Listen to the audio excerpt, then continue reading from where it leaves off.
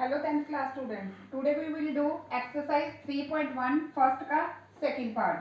Check the lines representing the pair of linear equation intersect at a point are parallel or coincident.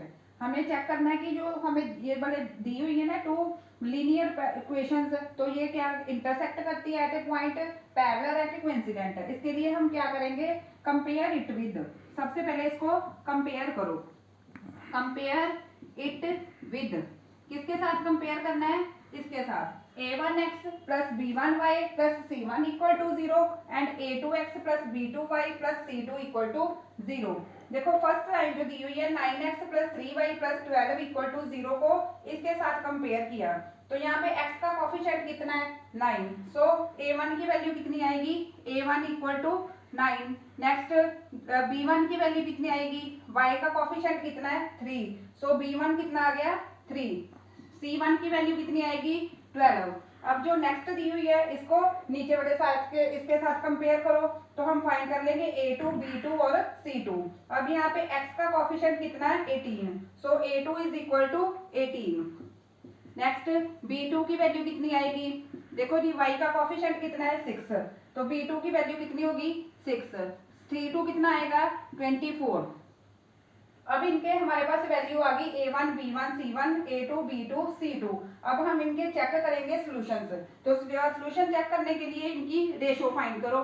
सबसे पहले a1 over a2. a1 over a2 check करेंगे. देखो a1 की value कितनी 9, fill करो. a1 is equal to 9, a2 कितना दिया है 18. अब इनकी कटिंग करो. 9 ओवर 18, 9 के टेबल में 9 1 9, 9 के टेबल में 18 कहाँ पे आता है 2 पे, तो a1 ओवर a2 की वैल्यू कितनी आ गई 1/2. अब हम रेशो चेक करेंगे b1 over b2. b1 over b2, b1 की बच्चे देखो वैल्यू कितनी 3, b2 की वैल्यू कितनी 6. इनकी भी कटिंग हो रही है 3 के टेबल पे. 3 1 3, 3 2 6, तो b1 ओवर b2 की वैल्यू कितनी आ गई 1/2. अब हम फाइंड करेंगे रेशो c1 ओवर c2. ठीक है जी, c1 की वैल्यू हमारे पास कितनी 12, c2 की वैल्यू 24. इनकी भी कटिंग हो रही है. आप चाहे छोटे टेबल पे कर लो चाहे 12 के टेबल पे सीधा ही कर लेते हैं. 12 पे 12 1 12, 12 2 24, तो इसकी वैल्यू कितनी आ गई 1/2.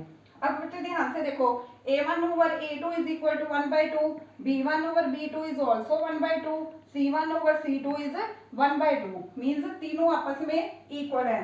अगर तीनों आपस में इक्वल होते हैं तो कौन सी कंडीशन होती है, इनफाइनाइटली मैनी सॉल्यूशंस.